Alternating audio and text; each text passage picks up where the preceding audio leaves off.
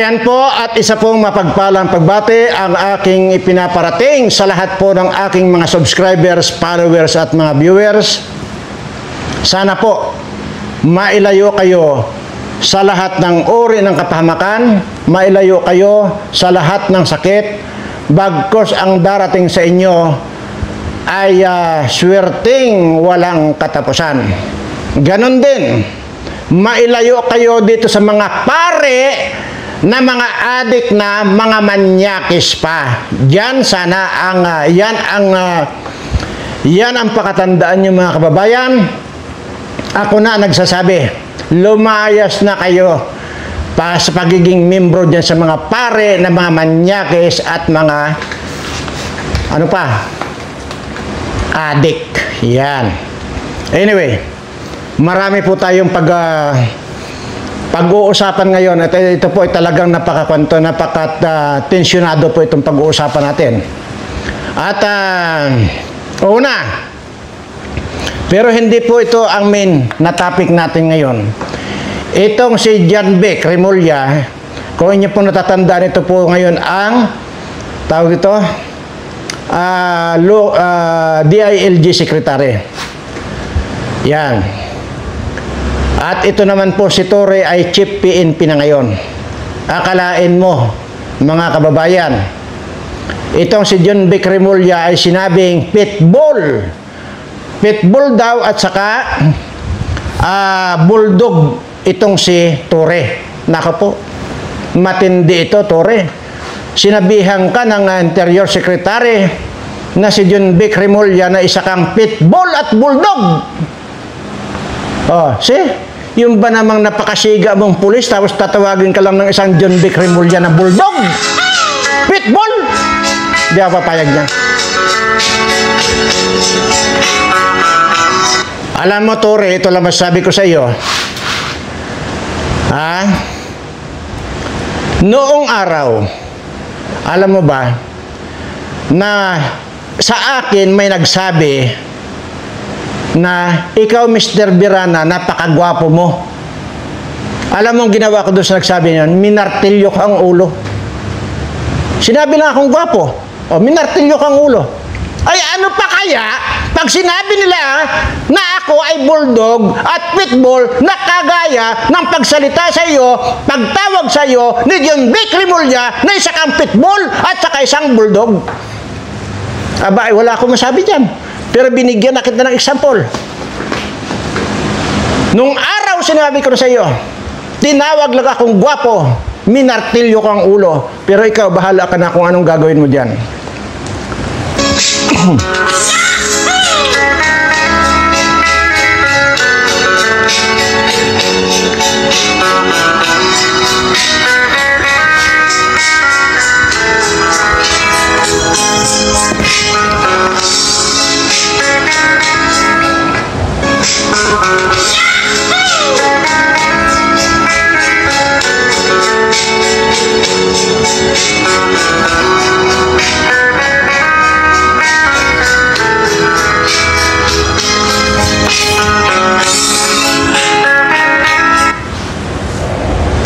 Pero tapos na po tayo dyan, mga kababayan. Sa pitbull at saka paano yan? Yung bulldog na yan. Tapos na tayo. Ito, bago natin komentuhan ito, ipapanood ko lang po muna sa inyo, ha?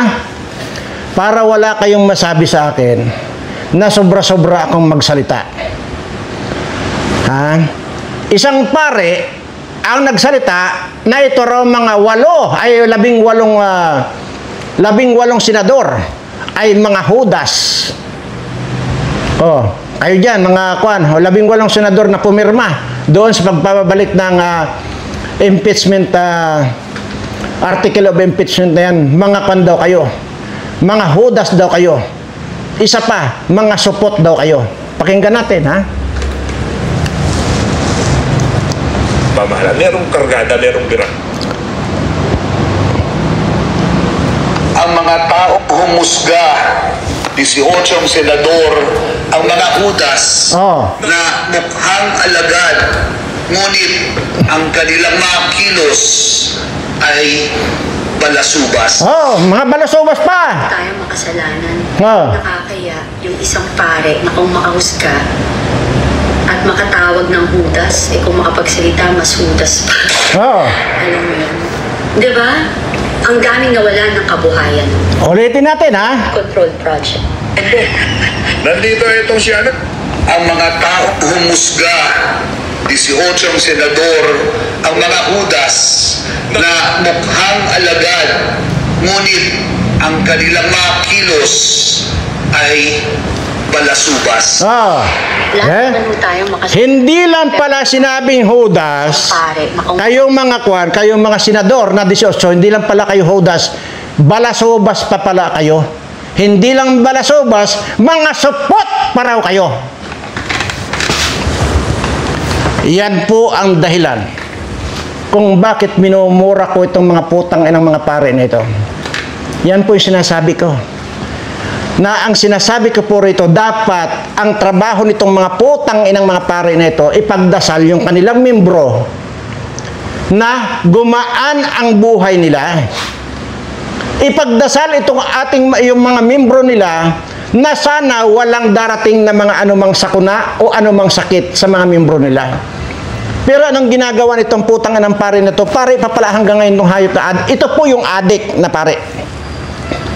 Kaya ganun na lang po ang galit ko sa mga hayop na ito. Kaya mga kaibigan, sinasabi ko na po sa inyo, hindi po kayo maililigtas ng mga putang inang mga pare na ito. Isipin nyo na lang sa sarili nyo. Kayo pwede rin kayo maging pare eh. Pwede. Isipin nyo nga.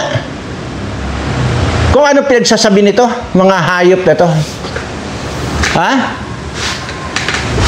Kaya ganito na naman po ang galit ko sa mga hayop na ito dahil mga pakialamiro.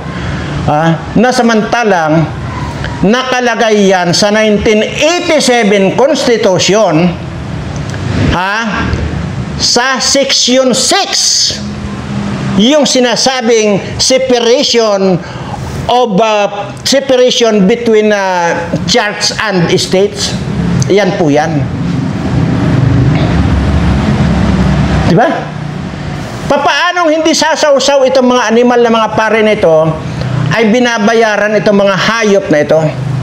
Tapos mag-aabuloy pa kayo, mga kapatid, mga kababayan ko, ako na ang paniwalaan nyo. Ginagatasan kayo nitong mga animal na ito. Tingnan nyo pag nagsisimba pa mamaya, ay ipapakita ko sa inyo na nagpapare pa pala ito. At nandoon pa, kawawa itong mga taong itong nandyan na nakikinig sa kanya. At may matanda pa doon, Lola, lumayas ka na dyan, hindi makakaligtas sa iyo yung pare na yun na adik na yan. Isipin nyo na lang, kung yan ang nagmimisa sa harapan ninyo, isipin nyo nga na yan ay isang adik, iaabuloy nyo. Tapos pagkatapos ng simba, magpapabili ng syabo, nahihit-hitin ng animal na pare na adik na ito. Sige nga, kayo na ang humusga, kayo na ang mag-isip. Una, putangin ang mga ito.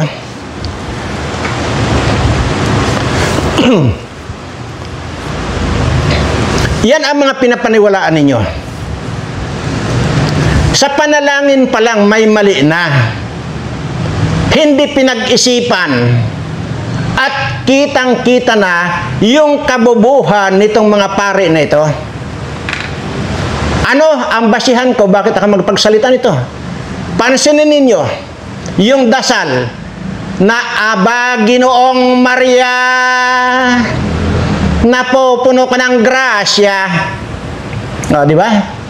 Bakit mo tawaging Ginoo si Birhen Maria?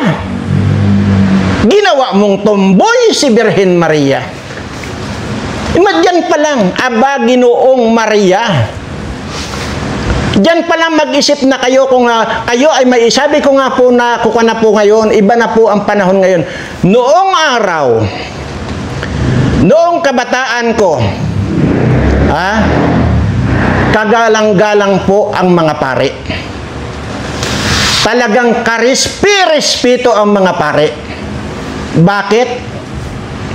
Kasi po, nakakonsentrate lang po sila diyan sa simbahan. At wala silang ibang ginawa diyan kundi talagang makatotohanang dasal. Ngayon, ipinagdarasal ba kayo nitong mga adik na mga pare nito na sana ay bigyan kayo ng kalusugan ng katawan?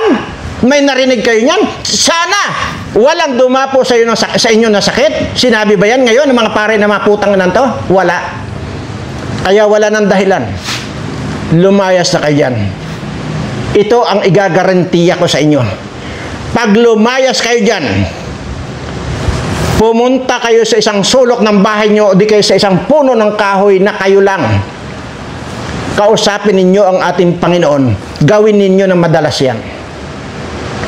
Sa loob ng isang buwan, aangat ang buhay mo, kaibigan. Ako na ang nagsasabi. Hindi lang aangat, yayaman ka pa. Pangalawa, pangalawang sasabihin, pagka nagdadasal, Diyos Ama, Diyos Anak, Diyos Espiritu Santo, Amen.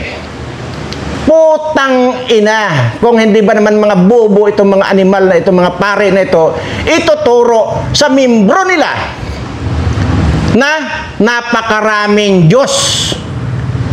Iisa lang po ang Diyos. Bakit mo ngayon Diyosin yung Ama, yung Anak at ng Espiritu? Tatlo ang ginudiyos mo. Bobo. Kaya yung sinasabi ko, huwag na huwag niyong paniniwalaan yung mga babasahan kayo ng Biblia. Huwag na huwag ninyong paniniwalaan yan. Una, yang Biblia na yan ay may saltik ang gumawa niyan. Kung sino man ang gumawa ng Biblia na yan, may kaltog at saltik ang ulo niyan. Bakit? Ito ang pruiba ko. Mayroong talata sa Biblia na ang sinasabi, ako'y Diyos at hindi tao. Yan yung sinasabi ni Jesus. Si Jesus ang may sabi na ako ay Diyos at hindi tao. Pero sa kabilang banda, sa kabilang talata, sinabi rin ni Jesus na ako'y tao at hindi Diyos. See? Papuputol ako ng liig. Sige, tingnan nyo yan dyan. Nandyan yan sa talata ngayon. Ang sinasabi sa kabilang talata, ako'y Diyos at hindi tao. Sa kabilang talata, sinasabi, ako'y tao at hindi Diyos. Ano ngayon? Kaya, yung mga nagpapaniwala dyan sa Biblia na yan, dahil may saltik ang gumawa ng Biblia na yan, kayo rin na sumasampalataya dyan, may mga saltik na rin kayo. Pansinin ninyo itong mga sinasabi ko, kaibigan. Pansinin ninyo. 3 na yung binigay kong puntos sa inyo. Imaginin mo, ang laking insulto kay Birhen Maria na tatawaging Ginoo. Samantalang siya ay Birhen Maria. Ginawa mong tumboy si Birhen Maria. Tapos Ginoong Maria, napupuno ka ng grasa. Tingnan mo. Nang si Judas ay madulas, isang bulbol ang nalagas. Yan ang papaniwalaan mo yung mga putang ng mga pare nila. Ay bullshit kayo. Tama na. Mga kaibigan, tama na. Huwag na kayo magpapaloko yan. Ibinigay ko na sa inyo yung mga yung mga kasaltikan nito, mga pare nito. Iba pa yan. Nagkukan ba? Tingnan nyo. Ipapanood ko sa inyo na ito pala, na animal na ito, na pastor na ito, ay nagmimisa pa hanggang ngayon. nagmimisa pa. At tingnan nyo mga kababayan, kung sino yung mga para sa bayan at mamamayang Pilipino. Nitong mga nagdaang oras at kahit simula 2016, nakita natin kung paano winasak ang tiwala, binaboy ang buhay, pinatay ang naghahanap buhay, binastos. Ilang oras lang nagdaan ang saligang batas. yan po yung pare, tandaan ninyo, yan po yung pare na adik, ha? Sila ay maari kong sabihin Nagmimisa pa pala. ternong pariseyo. Oh, yan ha? Nung panahon ni Jesus, ang mga pariseyo ay mga taong pinagkatiwalaan at nangangalaga ng batas. Ay, kawawa naman to mga. Kapit din nila ang batas, ngunit ginagan. Ito yung Lula. Lula, lumayas ka dyan.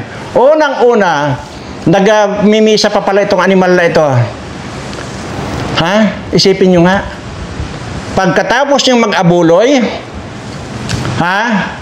Pagka uwi ninyo sa bahay, magpapabili ng shabu yung animal na pare na yan. Tangina na mayroon pa nandito pa yung mga congressman na mga ulol nandiyan din. Sa panghaharabas.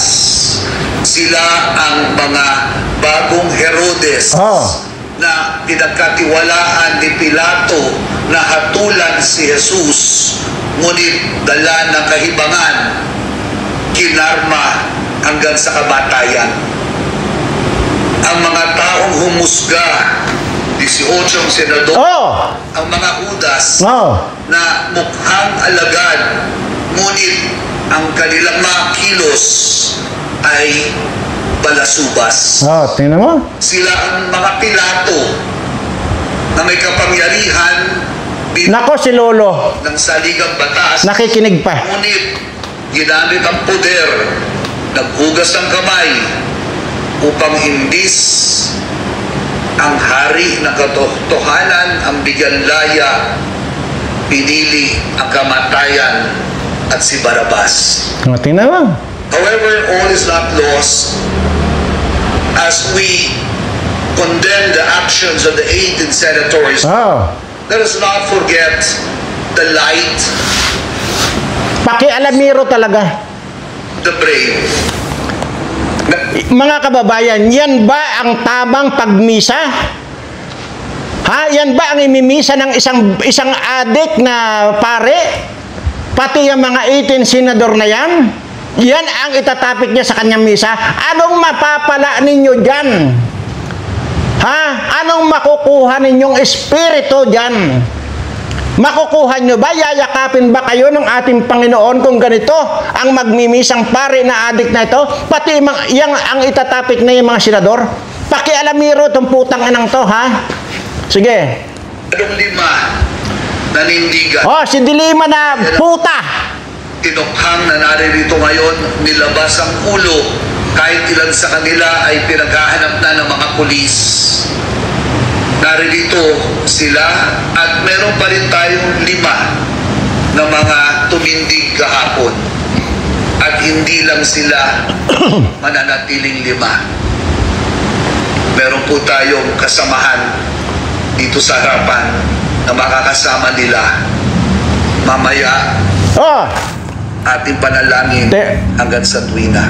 Tingnan mo yung kwan. Tip po natin ang ating mga yung congresswoman ng Batangas na parang drum na pinutol tapos nilagyan ng parang drum na pinutol tapos nilagyan ng Pilipiniana. Yan, nandyan din si Akop. Ito yung mga gago. Yan. Pag-usapan natin itong mga gago at mga tanga ng mga congressman. Ha? Pag-usapan natin. They have insulted our house.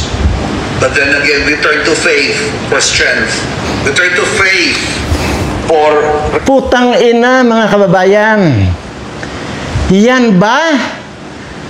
Isasali mo sa iyong pagmimisa yung mga senador at itong mga congressman dyan na pinupuri mo itong mga putang inang mga congressman na mabobo na ito. Mamaya, sabi ko nga sa inyo, ipapaliwanag ko kung gaano kabobo itong mga putang inang yan, ha? Iyan ba? Sige nga. Kayo ang humusga kung yan ba ay tama pa ba. Hindi ba't dapat kung kayo ay pupunta sa simbahan, hindi ba't gusto nyo mapil or maramdaman ninyo ang ating Panginoon? Anong mararamdaman ninyo dito sa adik na ito? Putang ina, pakialamiro tong hayop na ito. Yan ang minimisa nitong mga putang inang mga pare na ito. Yan ang minimisa. Sabi ko, mamartilyuhin ko ang ulo nitong mga putang nanto eh. Refuge. We turn to our God and His mercy and healing. And most especially, we turn to God. Democracy to once again reign through each one's efforts. May God bless us and bless us always. May isang pare, si Father Flavor dyan, Yan. na lumabas. Ako naiirita ako. Ayoko na sana na magsalita about them or about religion. Pero gusto ko lang malaman na sa ibang matitinong pare sa inyo po, na kung meron ng isang paring ganyan na selective mo mag-isip, tapos nire-represent ho ang inyong konstitusyon, inyong institusyon, napakapangit. Sana ho, sa akin, kung kini-question mo yung confidential funds ni VP Sara, bakit hindi mo rin questionin yung GAA and BICAM na bilyon-bilyon? Tama! Ang flood control projects na trilyon ang halaga. Bakit? Dahil hindi nyo nagustuhan yung desisyon na ibinalik sa Kongreso ang impeachment, what do you call this, documents, and kasi may mali na nakikita ang Senate, is grabe kayong bumanat. Bakit ho kayo nananahimik dun sa issue ng flood control projects? Yan. Na yung PhilHealth Fund, Yun! Father Flavor, na mas bilyon na ang daming mamamayang Pilipino ang may kailangan. Ang Maharlika Funds. Yan! Bakit kayo nananahimik? Bakit hindi nyo kine-question yung bilyong-bilyong pondong nawawala compare sa 100 millions? Why? Ano ba talaga? Para ba kayo sa bayan? O sa pansarili nyong interes? O sa may nag-uutos sa inyo? Hindi na ko kayo kapanipaniwala. Sa totoo lang, napaka-ipokrito ninyo. No. And kung meron kayong sasabihin Judas, isa ho kayong Judas. Yan. Para sa bayan at mamamayang Pilipinas. Yan. Hindi ho ako sa inyo magsasorry. Nadali mo. Miss Cathy Binag, nadali mo. Yan yung, ito talaga ang Judas tong pare nito. Masisisi nyo ako kung ganito kagaspang ang pananalita ako sa mga putang inang mga pare nito? Hindi. Mga kaibigan, sa huling pagkakataon, sinasabi ko na sa inyo, mamalasin kayo lalo kapag ka nanatili pa kayo, hindi pa kayo humiwalay dyan sa mga institusyon na yan, mga organisasyon na yan. Mamalasin kayo. Tandaan ninyo yun. Dahil sa darating sa isang araw, isang linggo, maaring itaas ko na rito yung bato para isumpa kayong lahat. Ngayon, hindi ko pagagawin dahil bibigyan ko kayo ng pagkakataon na itong makakapanood dito, lumayas na kayo dyan sa lahat ng mga relihiyon na yan. Dahil sa isang linggo, sabi ko, itataas ko yung sumpa sa inyong lahat. Maniwala kayo sa akin. Tingnan nyo, ako lang ba nagsabi? At least ito, si Cathy Binag ay mahinahon pa magsalita. Ay ako hindi ganon. Diretsahan ako. Kaya sa biglang tingin, napakagaspang ang bunganga ako. Kung ang itatanong nyo sa akin, mayroon ba akong kinikilalang Diyos? Yes. Yes. Yes. Sinabi ko na sa inyo na magmula nung lumayas ako sa mga relihiyon na yan, kinasihan ako ng Diyos. Sa pagiging hampas lupa ko noong kaanib pa ako dyan sa mga relihiyon, dahil lahat yan, napasok ko yung mga putang inang mga relihiyon na yan. Magmula noon, hanggat nung nandyan ako, hampas lupa at patay gutom ako. Pero sinabi ko na sa inyo, noong nawala na ako dyan, nung lumayas na ako dyan, dahil na-detect ko yung pagiging demonyo nitong mga putang inang mga pare at mga pastor na ito. Nung nawala na ako dyan, bumulusok lahat yung mga blessings sa akin. Hanggang ngayon, walang patid na blessings ang nandito sa akin. Sino ang mag-aakala na isang patay gutom na ako yun at hampas lupa? Ayaw ko nang magyabang dito kung ano ang sitwasyon at buhay ko ngayon. Ito, bago tayo pupunta doon sa mga putang inang mga bobo na congressman na ito, ito pa ang kayo na makakapanood dito. Ano kaya kung kumbinsihin ninyo itong mga pare at mga pastor na ito? Kasi ganito lang yon. Ang palatandaan ko, kapag ka ang isang pare at isang pastor ay demonyo, pagka yan ay hinawakan alin dito sa parte ng katawan ko, kapag ka yan ay nakuryente, anong ibig sabihin? Ibig sabihin, demonyo yan. Pero kapag humawak sa katawan ko, saan mang parte ng katawan ko at walang nangyari sa kanya, hindi siya nakuryente, hindi siya nasunog, yan yung totoong nagmamahal at sumasampalataya sa ating Panginoon. Kaya mga kaibigan, ipaabot nyo ito sa mga pare at mga pastor. Hinahamon ko silang lahat na humarap sa akin para mapatunayan nating lahat, kayong mga Pilipino, or kahit na sa ibang bansa, kahit na sino, hindi lamang mga Pilipino, kahit pa yung mga ibang bansa, ibang lahi pa, makikilala nila kung sino yung demonyo. Hinahamon ko silang lahat. Walang dahilan na hindi na tanggapin itong challenge ko. Una, para maipakita nila sa kanilang mga membro na sila ay mga hindi demonyo. Yun lang yun. Yun ang challenge ko. Dito na magkaalaman kung sino yung may taglay, na hawak or kinukubkob ng Panginoon. Sige nga. Ngayon, anong mapapala ko kung tanggapin ko ang hamon ni Birana? Abay, di magpustahan tayo. Yun naman ang lagi kong sinasabi rito. Lahat ng hamon ko may pustahan. Lahat ng pira ng simbahan, magkano man yan, tatapatan ko. Gusto ko lang rito maipakita sa buong mundo kung sino talaga yung mga pare at mga pastor na mga demonyo. Uulitin ko ang hamon. Humawak lang kayo sa katawan ko. Kahit saan yan, parte ng katawan ko. Iganyan nyo lang. Kahit saan.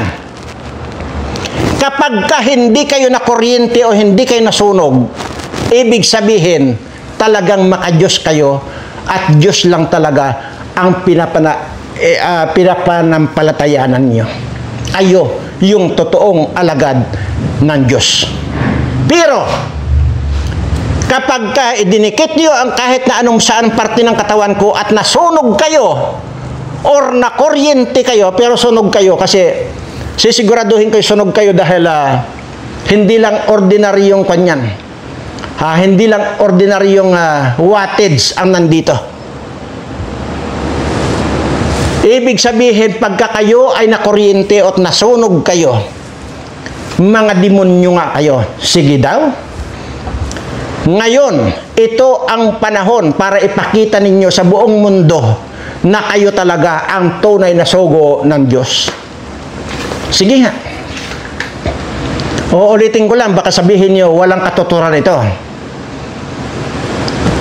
Sinabi ko na, lahat ng kayamanan nyo, iparada ninyo. Tatapatan ko yung mga kayamanan nyo. Yun lang ang masabi ko. Lahat ng susubok. Sige. At least, pabor sa inyo ito. Yung kagaya nitong adik na ito, nagmimisa. Ay, demonyo yung hayop na ito. Demonyo. Buntahan nyo, kausapin nyo. Humawak lang siya sa kahit na anong parte ng katawan ko. Pag hindi siya nasunog, hindi siya nakuryente, ibig sabihin, totoo siyang sugo ng Diyos. Pero sisiguraduhin ko itong putang inang pare nito, hindi pa nakakadikit yan sa kahit na saan parte ng katawan ko, sunog na yan. Sinisigurado ko yan, dahil demonyo yan. Putang inang pare yan. Pati yung rapist na pare na yon, nagmimisa pa rin pala ang putang ina. Yung nagbawal diyan sa rally diyan sa may ano yan, sa EDSA na yan, EDSA shrine na yan, na pare na mukhang palaka. Isa ring demonyo yon. Hinahamon ko rin yan. Humawak lang sa kahit sa ang parte ng katawan ko. Dito nyo ipakita sa inyong membro kung totoong kayo ay sugo ng Diyos. Pero sisiguraduhin ko na sa inyo, kayo yung mga pare ng mga bayaran, kayo yung mga pare ng mga putang ina ninyo. Magkano ang binayad sa inyo ng mga putang inang tambaloslos na ito sa inyo? Sige, tapos na tayo. Okay. Dito naman tayo kay Dilima. Yan, nagsimba rin siya din kay Dilima. Ang sinasabi ni Dilima, ang korte daw na naganap dyan sa Senado ay puro kababalaghan. Tingnan nyo ha. Yun ang sinasabi ko sa inyo, winawarningan ko na kayo. Ingatan ninyo yung magsalita kayo na babalik sa pagbumukha ninyo. Uulitin ko. Ang sinasabi ni Dilima, yan daw nangyari sa korte ng Senado ay kababalaghan. Para napakalinis mo naman talaga. Napakalinis mo naman, Dilima.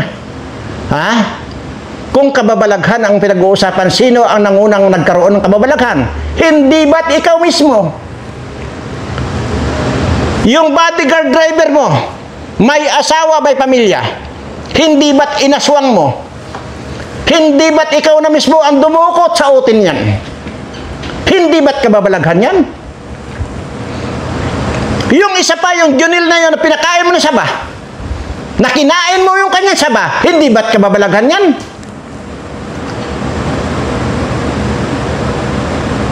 Tapos aaminin mo sa hearing na inamin mo yan.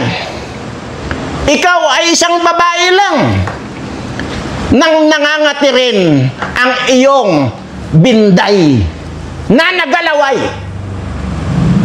Hindi ba't kababalagan yan? Buwak ka ng ina mo. Hayop ka.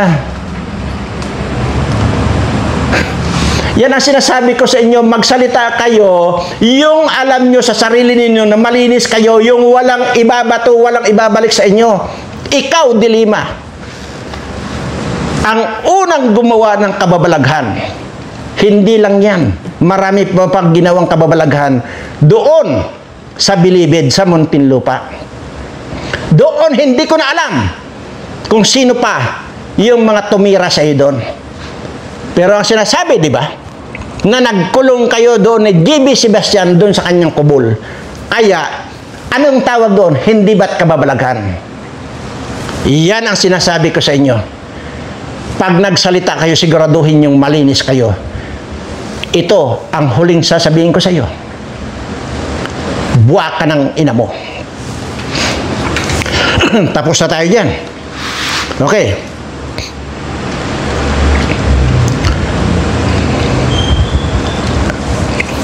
Dito naman tayo sa mga bobo na mga congressman. Ang sinasabi ng Senado, kaya ibinalik sa inyo yung article of impeachment na yan dahil sa may irregularities. Ang ibig sabihin, napuna nila, napansin nila na napansin ng mga senador na judge yung ipinasa ninyong article of impeachment ay may irregularidad. Kaya ibinalik nila para i-certify nyo na yun ay tama at walang irregular doon. Okay, makinig ka ha, mga putang ina nyo, mga bobo kayo, mga congressman kayo, nag-congressman pa kayo, mga putang ina nyo. Iyan yun. Anong sinasabi nyo? Hindi nyo susundin yung nire-require sa inyo ng Senado na kung saan yan ay tumatayo na senador na, mga judges na senador yan. Sabihin nyo, hindi kayo magko-comply. Ano yan? Para sabihin ko sa iyo, tambalos-los ka, pasalisalita ka pa, pero may binabasa ka, diputa kang na tikbalang ka. Sinasabi mo pa na, kung ano-ano pa yung mga binabasa mo, ayusin mo na lang yung utak mo para magkaroon ka. Palibasa yung utak mo, yung mga milyones na kinulimbat mo. Kaya wala ka ng utak eh. Ang utak mo, pira. Lalo na yung luggage bag sa yung heavy luggage ng Okada na yan. Ano mangyayari? Kung hindi kayo susunod, ang mangyayari lang yan, di sige, sasabihin lang. Ano sasabihin sa iyo ng abogado? Ang Senado, o sige, magdedesisyon na lang kami kung kailan nyo i-comply yung gusto namin. May magagawa kayo? Wala. Huwag nyong ikukumpara yung pagiging congressman nyo dito sa mga senador. Mahiya kayo. Magkaiba, balayo ang pagkakaiba. Kayo dyan sa mga putang ina ninyong mga congressman, mga bubo kayo kasi. Kitang-kita nyo na ang pagiging bubo nyo. Kahit ordinaryong tao, mga bubo kayo. Okay. Sasabihin lang pan ng Senado. Judge, senator na yan na sabihin, di sige, kung kailan nyo lang i-comply, di saka namin actionan. Okay. So, wala kayong choice but to comply the requirement asking from the senator judges. Wala kang choice. Either you like it or not, magko-comply ka. Or else, hindi nyo na itutuloy yan. The automatic dismiss nga talaga, totally dismiss na yang impeachment na yan. Magmamatigas pa kayo ng mga putang anan nyo. Kung gusto nyo, tapos i-pressure nyo pa yung Senado, pwede kayong i-cite in contempt. I-cited in contempt. Na mga buwak, yun ang hindi nyo alam na mga buwak.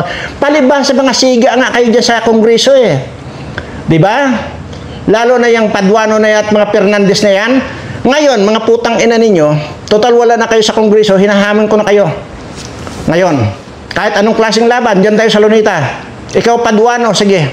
Ikaw Fernandez. Sino pa? Kahit sino dyan, na mga quadcom na yan. Diyan tayo magpapatayan sa Kongreso kung mapapatay ninyo ako. Ito pa ang hamon ko sa inyo, mga putang ina ninyo, mga bobo kayo, mga congressman kayo. Pagka napatay ninyo ako, diyan sa labanan natin sa Lunita, ako pa ang magbabayad sa inyo. Magkano ang gusto niyo bawat isa sa inyo? Yan ang tanong ko. Kung mapatay ninyo ako, ako pa ang magbabayad sa inyo. Bago tayo maglalabanan dyan, ipaparada ko na dyan yung pusta ko.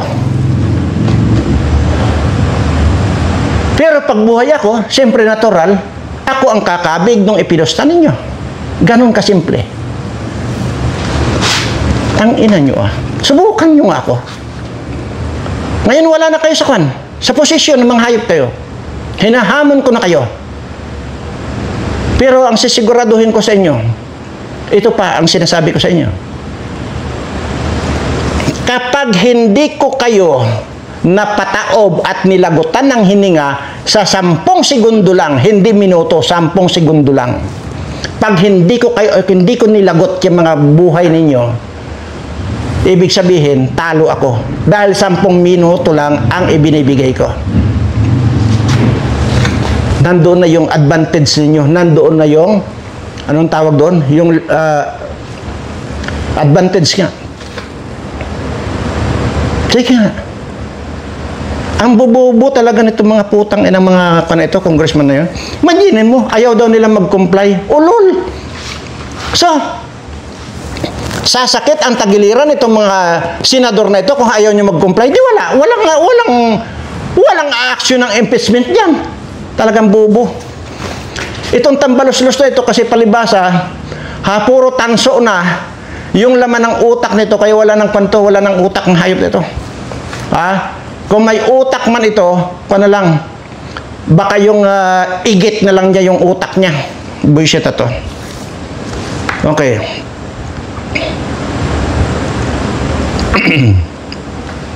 Balikan natin itong mga putang inang mga pare nito. Putang. Sinabi na ni Kati Binag, bakit hindi kayo nagrarally? Diyan sa PhilHealth na itinransfer diyan kay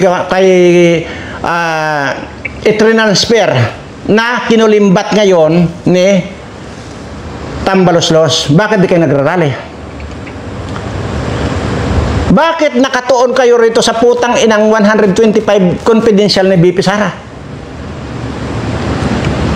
Ay yung PhilHealth bilyon-bilyon. See? Isa pa. Bakit hindi nyo kini-question yung ibininta ng Bangag administration na ito na 125 tons na ginto? Bakit? Bakit hindi kayo pumapalag?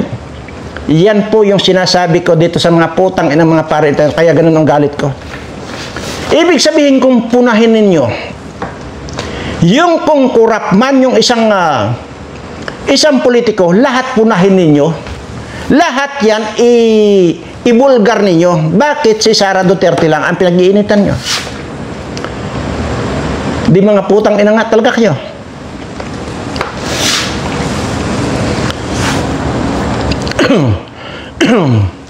Ikaw rin Soto Ikaw rin Soto. Tikumin mo muna ang kwan mo, bunganga mo, bago ka magdadadaldal Palibasa nanalo ka, magdadadaldal ka ngayon? Hindi mo pa sakop ito.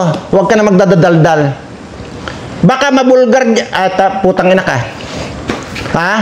Nagmamagaling ka rin na animal ka, ang tagal-tagal mo dyan sa Senado, wala kang ginawa, nahayop ka. Itikom mo yung bibig mo, nahayop ka. Akala mo, antayin mo na nakaupo ka dyan, huwag ngayon. Huwag ka nang sumausaw dyan. Kung ano-ano didadaldal mo. Kung ano-ano suggestion, akala mo napakatalino tong hayop na ito. Ano ka ba? Sino ka ba? Una kayong dalawa ni Lacson, hindi naman kayo nanalo Nanalo lang kayo kay Garcia. Pero totoo, tsaka sa itong Kiko na ito, hindi naman yan Ang nagpanalo sa inyo, yung ilang libo, ilang milyon na overvote ni Garcia. Kaya huwag ka ng salita Baka baka mabulgar yung lihim mo, Soto.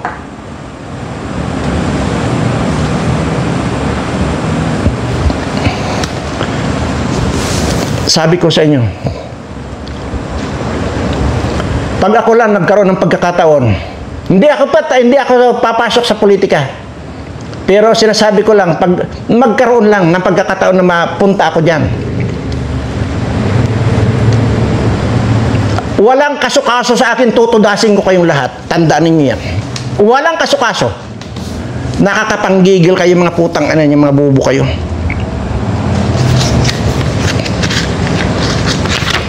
Tanginan to siya dilema na ito.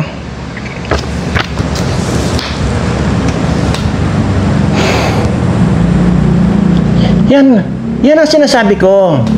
Yan mga kababayan kung bakit ganito. Na nanggagalaiti ako dito sa mga putang inang mga pare nito dahil imagine niyo ha. Dito, tiyakan na yan. Na kayong mga Pilipino, basta Pilipino kayo, tiyakan na mayroon kayong ambag sa PhilHealth, yung pira ng PhilHealth. Sino ang nakinabang dyan? Si Tambaloslos.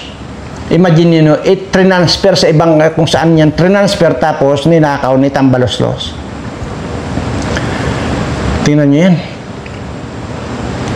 Nasa halip na walang binabayaran ni Sintabos itong mga kababayan natin, mga may sakit, ayan. Kung mayroon mang kakaltasin, napaka-kaunti lang. Sabi ko nga, pag nag-bill ka sa hospital ng 100,000, mga siguro, mga 10,000 or 5,000 lang siguro ang makukover ng PhilHealth. Na samantalang, pwede sanang i-cover yung 100,000 na bill mo sa hospital. Palibasa nga, ninakaw na itong mga putang inan to, lalo itong mga pumirma sa impeachment na yan na 150 million ang ibinayad dito sa mga animal na ito.